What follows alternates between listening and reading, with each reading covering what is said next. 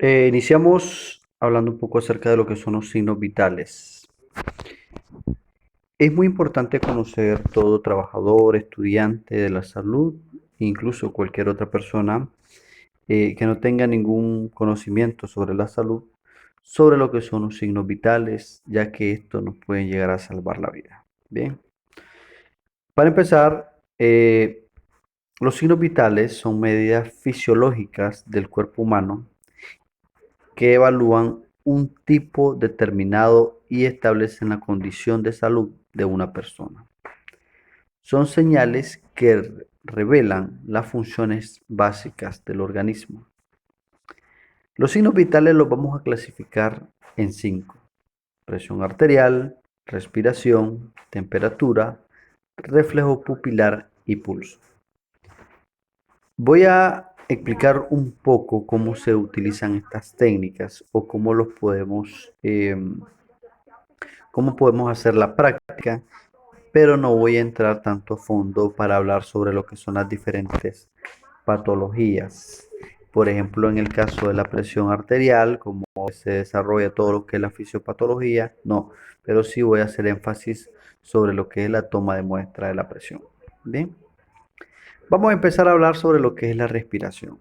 Nosotros sabemos de que la respiración es un proceso mediante el cual hay un intercambio gaseoso entre el organismo y lo que es la atmósfera. Los ciclos respiratorios son dos, que están la inspiración y la expiración. El primero es donde se introduce el oxígeno, mediante que la expiración es donde se elimina lo que es el dióxido de carbono por medio de los pulmones. Aquí podemos observar lo que es la inspiración, que es cuando eh, inhalamos lo que es el oxígeno, y la expiración, que es cuando el diafragma se contrae y expiramos lo que es dióxido de carbono que vienen de los pulmones. La frecuencia respiratoria es el número de veces que una persona respira en un minuto. ¿Que puede variar? Sí. Tanto en personas que hacen ejercicio, puede variar en el sexo y la raza de algunas poblaciones. También la respiración aumenta cuando hay un trauma, ya sea una herida. También influye nuestro estado de ánimo y ciertos factores genéticos. Bien, aquí están, en esta tabla podemos observar algunas cifras normales de lo que es la respiración. Tanto de meses, de 0 a 3 meses, la respiración por minuto es de 35 a 55. En el caso de 1 año a 3 años, la respiración por minuto es de 30 a 20, perdón, de 20 a 30 respiraciones por minuto. En adultos es de 14 a 20 por minuto y en los ancianos ya disminuye un poco de 12 a 16 por minuto. Para contar la respiración se debe contar los movimientos respiratorios, colocar en este caso a una persona que esté lesionada en una posición cómoda, ya sea acostada con la boca hacia arriba. En caso de vómito lo vamos a colocar de una forma vertical, perdón, horizontal, de lado. Le vamos a aflojar las prendas de vestir, por ejemplo, en este caso la correa o lo que nosotros le llamamos faja. Vamos a contar las respiraciones por minuto. Utilizo un reloj segundero y anotar los valores para llevar lo que es un control, si puede aumentar o puede disminuir. También en emergencia solo importa saber si respira o no. Bien, podemos utilizar la técnica voz, ver, oír y sentir, que es muy básica en los primeros auxilios. Ahora vamos a hablar de lo que es el pulso. El pulso es una onda pulsátil que refleja el latido cardíaco en la zona distal del cuerpo. Los pulsos existen en diferentes partes. Está tanto el pulso temporal, facial, carotideo, subclavio, axilar, braquial, radial, ulnar, abdominal, femoral, popliteo, tibial posterior y pedio. En estas imágenes podemos observar lo que es el pulso temporal, pulso carótido, pulso braquial y el pulso radial. También el pulso femoral, pulso polípteo, pulso tibial posterior y pulso pedio. La frecuencia cardíaca es el número de ondas percibidas en un minuto. que varía cuando hay una enfermedad, en el caso de fiebre, en el ejercicio, factores genéticos y también puede variar cuando nos desvelamos o padecemos de lo que es insomnio. Para tomar el pulso es muy importante.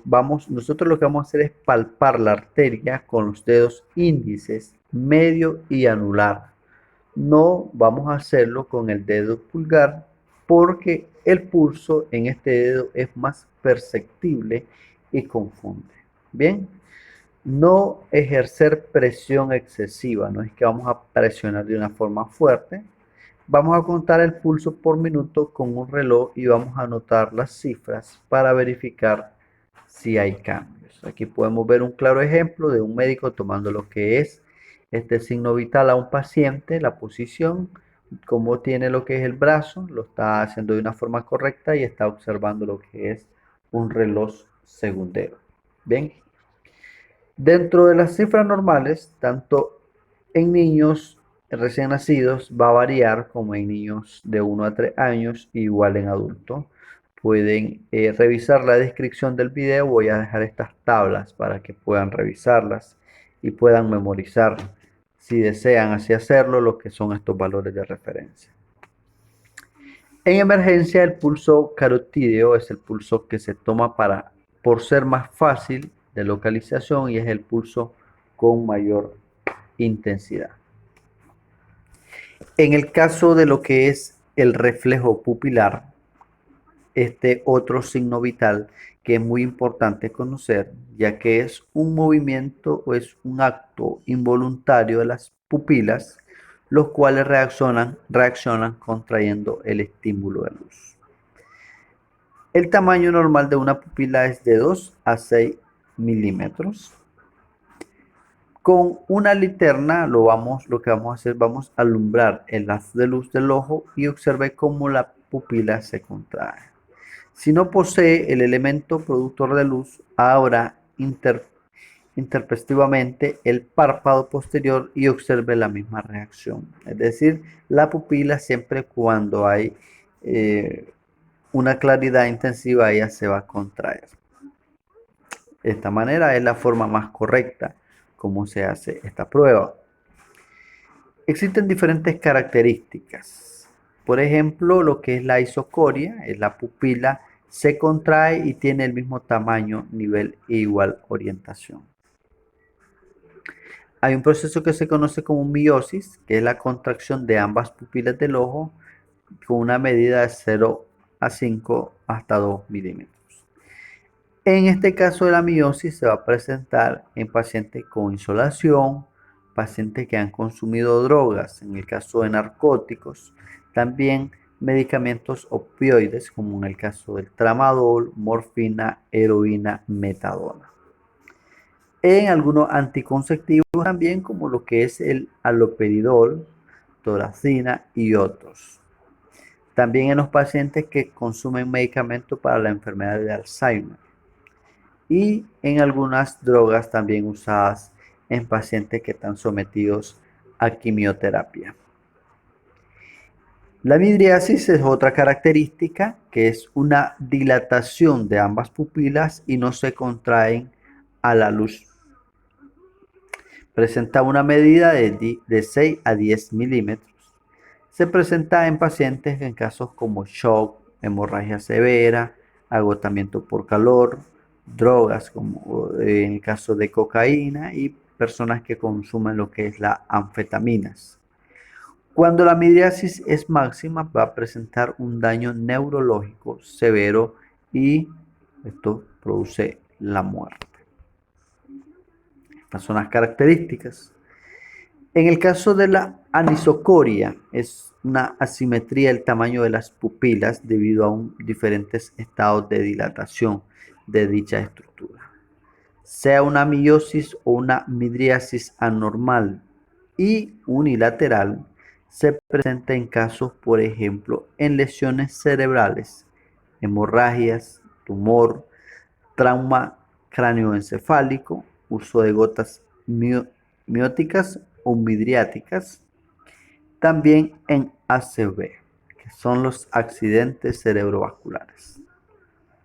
Aquí vamos a observar las diferentes características de isocoria, miosis, midriasis y discoria. Otro signo vital es la temperatura. La temperatura es una magnitud que refleja el nivel térmico del cuerpo, es decir, la capacidad entre la producción y pérdida de calor por el cuerpo. La temperatura corporal normal tiene un promedio de 36.5 a 37.2 grados Celsius. La disminución brusca de la temperatura por debajo de los 35 grados es un término que nosotros conocemos como hipotermia. También la elevación súbita e intensa de la temperatura por encima del valor normal se conoce como hipertermia. En los niños, en todos los pacientes podemos utilizar diferentes lugares de colocación. Va desde la axila, boca y recto, como lo podemos observar en esta imagen. Para cada una de estas colocaciones va a variar los valores de referencia. Por ejemplo, en el caso de la axila, nosotros lo vamos a dejar de 5 minutos. La temperatura normal es de 36.6 a 37.2 grados. En la boca es de 4 minutos y los valores de referencia es de 36.8 a 37.3 grados. Y en el recto es de 2 a 5 minutos. Los valores de referencia es de 37.2 a 37.5 grados. Igual, sí, la temperatura puede variar.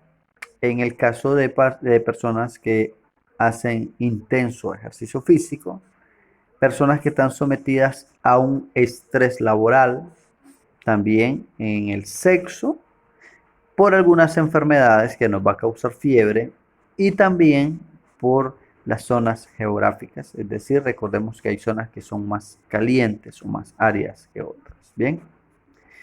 Aquí podemos observar lo que es la colocación de lo que es el termómetro dentro de lo que es la axila, el recto y en la boca. Estos termómetros están compuestos por un bulbo, un cuerpo milimetrado y por último lo que es mercurio. Para terminar voy a hablar del último signo vital, que es la presión arterial. La presión arterial, en otro video voy a explicar su fisiopatología, pero en este caso voy a explicar más que todo la toma de muestra. Bien, la presión es una fuerza ejercida por la sangre sobre la pared de las arterias. Al igual que los demás signos vitales, puede variar tanto el sexo, la edad, la actividad física, las emociones y diversas características. Recordemos que la HTA es una de las enfermedades crónicas que va acompañada de otras patologías. En la fisiología, la presión arterial consta de dos momentos. Una presión sistólica, que es la presión de la sangre debido a las contracciones del ventrículo, y una presión diastólica, que es la presión que queda cuando el ventrículo se relaja.